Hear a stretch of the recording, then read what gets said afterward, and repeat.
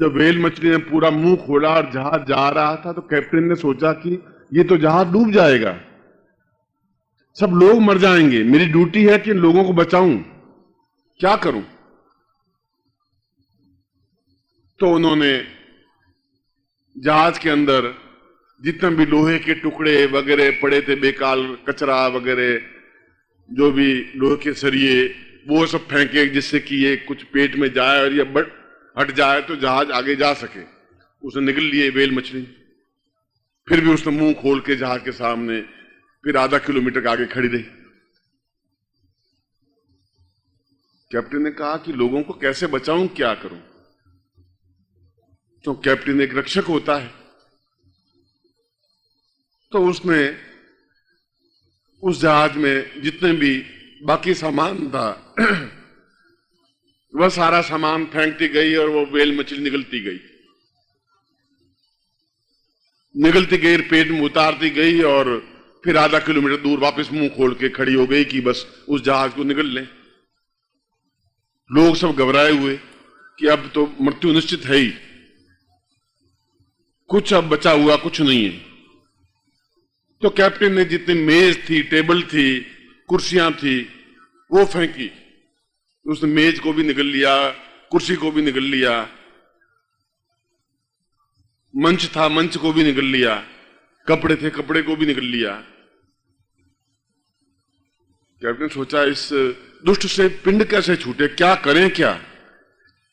तो भोजनालय में गया और भोजनालय में जितनी डबल रोटी थी, ब्रेड थी, बिस्कुट थे, मक्खन थे, बटर था, जितने भी जो कुछ था वह सब उसके मुंह में फेंक दिया कि इससे पिंड छूटे तो ठीक रहे। वो सब फेंक दिया और जिससे भी बचे उसने उस बटर को भी, ब्रेड के कम से कम 2000 पैकेट थे, 2000 पैकेट को कागज के साथ में, और बिस्किट थे, बिस्कुट को भी निगल लिए वो सब। टेबलें कुर्सियां निगल ली, खाने का सारा सामान निगल दिया, आटे की बोरियां निगल दी, शक्कर की बोरियां थे वो निकल गई, और फिर मुंह फैलाए फिर खड़ी हो गई। कैप्टन का कोई रास्ता नहीं है, अब कोई न कोई व्यक्ति ही इसके मुंह में जाए। तो जो गरीब व्यक्ति था बेचारा, उसने कहा मैं पहले कूदता हूं, वह उसके मुंह में कूदा, फिर दूसरा कूदा, फिर तीसरा कूदा, फिर चौथा कूदा। 300 लोग थे, 100 लोग कूदे। तो पहले पर्ची डाल दी थी, भाई जिसकी पर्ची आएगा वो पहले कूदेगा इसके मुंह में। अब पर्ची जिस मेरी पहली पर्ची आ गई तो मैं पहले कूदूंगा, पहले आपकी पर्ची आ गई तो आप कूदेंगे, क्योंकि वहां तो कोई सिस्टम तो था ही नहीं। कैसे न कैसे इसका पेट बना, जो 5 बच जाए तो 5 ही सही, बचे तो सही, कुछ रखे, अब कुछ है ही नहीं जहाज में तो, और ये जहाज को उलट देगी, खा देगी। फिर एक बनिए का नंबर आया, बनिया कूदा अंदर कूद करके टेबल कुर्सी लगा दी, ब्रेड वगैरह लगा दी, बेचना शुरू कर दिया। जितने लोग अंदर थे 100 लोग, ये ब्रेड ये भाव है, बटर ये भाव है, चलो ये भाव है।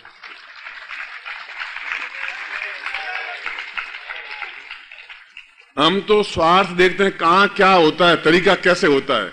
अब वो व्हेल के मछली में भाई 100 लोग तो है ही, कोई बटर खरीदेगा ही खरीदेगा, लाओ भाई 2 रुपए में बटर की टिकिया, ब्रेड, ये बिस्किट लाई।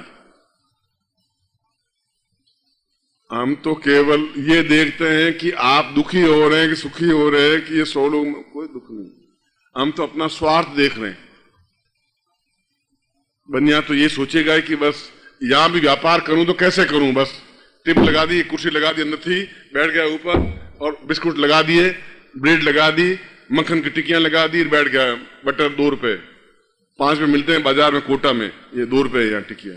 बिस्कुट वहां 10 रुपए में पैकेट मिलता है, 3 रुपए, उठाइए, तुम्हारे जेब के साथ निकला है, जेब में पैसे तो होंगे ही तुम्हारे, लाइए। और लोग आ रहे हैं और बेच रहा है। हम बहुत स्वार्थी हो गए, परोपकारी नहीं रहे, दूसरों के सुख में सुखी नहीं हुए, दूसरों के दुख में दुखी भी नहीं हुए। और यह जगदम्बा, यह दिवस, यह गुरु, जैसा कि मैंने बताया कि व्यक्ति शॉर्टकट अपनाने के लिए बाध्य हो गया है, तो बाध्य हो गया है, वह 3 साल साधनाएं नहीं कर सकता। और उनको दुखों को दूर करना जरूरी है। उसके जीवन दुख है, या तो पुत्र नहीं है तो कपूत है, या लड़की की शादी नहीं हो रही है, या व्यापार नहीं चल रहा है, या राज्य भय है, या बीमार है, या घर में कष्ट है, या पीड़ा है। कोई न कोई तकलीफ तो प्रत्येक व्यक्ति को है। ऐसा संसार में कोई व्यक्ति नहीं है जिसको सभी सुख हों, ऐसा पृथ्वी पर कोई है ही नहीं। हम तो इसलिए भी दुखी हैं कि मेरे 3 बच्चे ही हैं, इसके पड़ोसी के 7 बच्चे हो गए साले, हमारे 3 ही रह गए, ये 7 कैसे हो गए? बस इससे भी दुखी हैं सर। अरे भाई 7 हो गए, तुम क्यों दुखी हो रहे हो? बिहार के लालू के 14 बच्चे हैं, तुम भी 14 क्या 15 बच्चे पैदा करो, तुम्हें मना किसने किया है? वो मुख्यमंत्री है, जो ही 14 बच्चे पैदा करोगे मुख्यमंत्री बिहार के बन जाओगे। तकलीफ तुम्हें क्या है? मगर हम दुखी हैं कि इसके 7 बच्चे हैं, मेरे 3 ही हैं। बस हम केवल दूसरों को दुख देख करके या दूसरों की उन्नति देख करके सुखी होते हैं। ये हमारे एक स्वभाव बन गया है, और उसको कैसे दुख पहुंचे इसके लिए बराबर प्रयत्नशील हैं। जब आदमी को दुख देने के लिए जुट ही जाएगा तो संसार में दुख फैलेगा ही फैलेगा। उस दुख को, उस बाधा को दूर करने के लिए देवताओं ने साधना का रास्ता अपनाया और लंबी लंबी साधनाएं की, मगर फिर भी दुष्टों का दलन नहीं हो सका। शुंभ और निशुंभ और महिषासुर, इनकी समाप्ति नहीं हो सकी। नहीं हो सकी तो जगदम्बा ने आविर्भाव हुआ, निर्माण हुआ, एक मां बनी, उसके हाथ में आयुध आए, और आयुध इस बात के सूचक थे कि तुम ताकतवान बनिए, क्षमतावान बनिए। और जगदम्बा ने कहा 13वें अध्याय में मार्कंडेय पुराण में कि गुरुत्वम मदेवम ममत्वम मदेवम दुखत्वम मदेवम सुखत्वम मदेवम। मैं तुम्हारी मां भी हूं मगर मैं तुम्हारा गुरु भी हूं। तुम्हारे दुख को सुख में परिवर्तित करने के लिए मैं सक्षम हूं। तुम दुखी मत रहो, क्योंकि मेरे पास आयुध भी हैं, मेरे पास शस्त्र भी हैं, और मैं तुम्हें वह विद्या, वह कल्पना गुरु रूप में दूंगी जिससे आप कम से कम समय में अपने दुखों को दूर कर सकें। कम से कम समय में। मैं आपको एक राम की कथा सुना के चला जाऊं, आपके दुख तो दूर हुए नहीं, घर में तो वही तकलीफ है आपको। मैं आपको कृष्ण की एक कथा सुना के चला जाऊं, आपके दुख तो दूर हुए नहीं, आपकी बीमारी तो मिटी नहीं। फिर कैसे जो हमारे पूर्वजों ने ज्ञान दिया, आखिर कौन व्यक्ति उन समस्याओं को, उन रास्तों को, उन मार्ग को कौन बताएगा? कौन बताएगा? पड़ोसी बताएगा? कपड़ा बेचने वाला बताएगा? मोटर चलाने वाला बताएगा? कौन बताएगा? जिसको उसका ज्ञान होगा। इसलिए उसने कहा कि मैं तुम्हारी मां भी हूं मगर मैं तुम्हारा गुरु भी हूं। गुरु हूं तो गुरु की ड्यूटी है कि वह युग के अनुसार परिवर्तित हो, और वह कम से कम समय में उन साधकों को ज्ञान दे, चेतना दे। और उसके पास जो शक्ति है, मैंने कहा शक्ति आपके पास है, आपके पास पावर है, मेरे पास 40 किलो है, 80 किलो है, 90 किलो है, क्योंकि मैंने शक्ति ही एकत्र की है। आपने 5 लाख रुपए इकट्ठे किए, उन्होंने शक्ति तो खर्च की है। इसने 11 बच्चे पैदा किए हैं, शक्ति इसने भी खर्च की है। इसने 4 व्यक्तियों की हत्या की है, शक्ति उसने भी खर्च की है। प्रत्येक व्यक्ति ने शक्ति खर्च की है। मैंने शक्ति खर्च करके 80 किलो उस तपस्या का अंश एकत्र किया है। आपने शक्ति खर्च करके अपने 5 लाख या 7 लाख या 10 लाख रुपए बैंक बैलेंस बनाया है, मगर बना करके दुख को भी प्राप्त कर लिया है। अब रास्ता सूझ नहीं रहा है, क्योंकि अत्याचार बढ़ रहा है। इसलिए जगदम्बा को कहना पड़ा कि मैं तुम्हें कम से कम छोटे से छोटे रास्ते से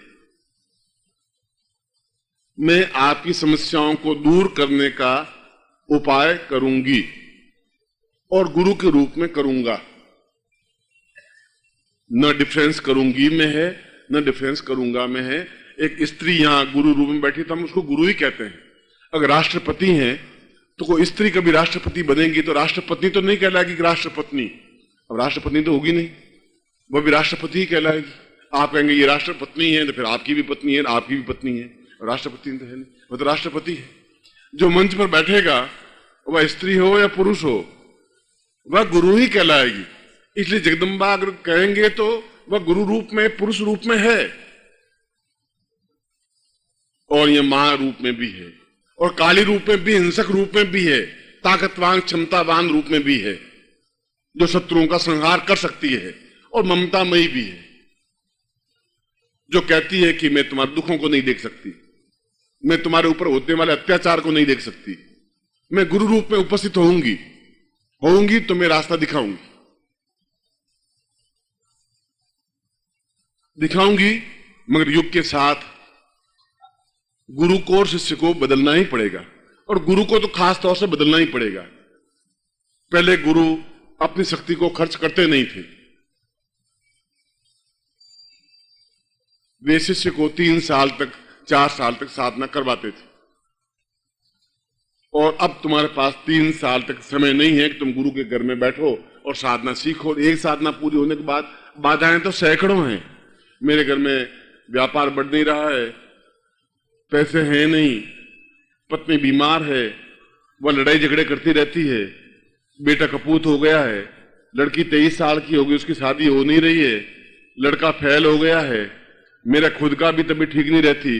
अब 8 समस्याएं तो मैंने ही आपको गिना दी। अब 8 साधनाएं करूंगा तब तो आप 40 साल पार हो जाएंगे। अब इस युग में आप 40 साल इस काम पे खर्च कर देंगे तो आप खुद ही खर्च हो जाएंगे 40 साल बाद। कहां थे कि साहब स्वर्गवासी हो गए वो तो, अरे साधना कर रहे थे वो तो अभी से स्वर्गवासी हो ही गए। तो गुरु करेगा क्या फायदा उस गुरु का? वह गुरु अगर आपकी तकलीफ, मगर गुरु आपकी तकलीफ को रास्ता दिखाएगा। गुरु एकदम से कल का कल आपको करोड़पति नहीं बना देगा। दीक्षा का तात्पर्य ये नहीं, इसलिए उसने जगदम्बा ने दीक्षायाम मृतमस्तुते, ये शब्द जगदम्बा के हैं, मेरे नहीं है। मृतमस्तुते, मरे हुए को भी जीवित कर देने की क्रिया। हम मरे हुए हैं, कर्जा है तो मरे हुए हैं, लड़की की शादी नहीं हो रही है तो मरे हुए हैं, पढ़ाई नहीं हो रही है तो मरे हुए से हैं, बड़े दुखी हैं।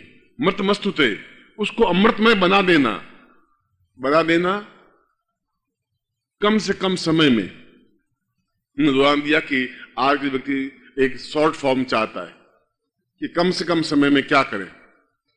रेल बहुत धीरे चलती है, कार बहुत, बैलगाड़ी थी, बैलगाड़ी को बदल दिया, फिर कार फोर्ड कार आई उसको बदल दिया, फिर उसने बड़ी कार ट्रेन बना दी, वो बदल दी, फिर हवाई जहाज बना दिए, हवाई जहाज बाद जेट, बस जल्दी जल्दी पहुंचना है, स्पीड बना दी। अब खाना बनाने में पत्नी खाना बनाती है, सब्जी बनाएगी, सब्जी छौंकेगी, 2-2.5 घंटे लगेगी। गए होटल में, खाना खाया, all right, thank you very much, शाम को खाना खाएंगे, खुश रहना। खुश क्या रहना, खाना बना के चौला करना, ठीक, 10 बजे ऑफिस में जाना। आदमी शॉर्ट फॉर्म में, तो गुरु को भी शॉर्ट फॉर्म में आपको विद्या को देना पड़ेगा। ये गुरु की ड्यूटी होगी, सफलता मिलनी चाहिए आपको, बस ये ड्यूटी है गुरु की। ऐसी चीज को दीक्षा कहते हैं।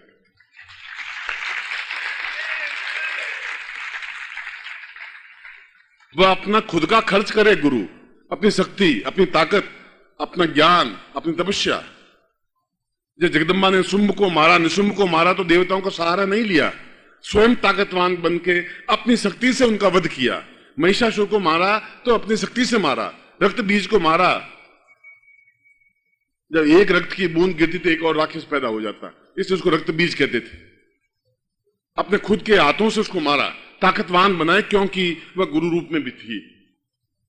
इसलिए उसने कहा कि जब समय आए शॉर्ट फॉर्म बने तो व्यक्ति को चाहिए, और व्यक्ति चाहता भी है, साधक ये चाहता भी है कि गुरु जी अब लंबी साधना नहीं हो पाएंगी, वो सही है, वो गलत नहीं है, आप गलत नहीं है। और आपको केवल बहकाने से भी काम नहीं चलेगा कि राम जी ठीक कर देंगे, करेंगे। अब कब करेंगे? लड़की तो 24 साल की, 28 साल की हो गई। समाज वाले कहते हैं लड़की की शादी क्यों नहीं करते, क्या गड़बड़ है? अब दूसरा कहेगा कि लड़की कमजोर है, अंदर से कुछ फेफड़े खराब है, अब हैंग नहीं है, मगर वो कह ही देगा। वो बात फैल जाएगी कि फेफड़े खराब है इसलिए शादी नहीं हो रही है। कोई कुछ उसको कह देगा कि इसमें ये गड़बड़ है। अब टाइम पे शादी नहीं हुई तो ओम परम तत्वाय नारायणाय गुरुभ्यो नमः। ओम ह्रीं मम प्राण देह रोम प्रतिरोम चैतन्य जाग्रय ह्रीं ओम नमः। ओम भूर्भुवः स्वः तत्सवितुर्वरेण्यं भर्गो देवस्य धीमहि धियो यो नः प्रचोदयात्।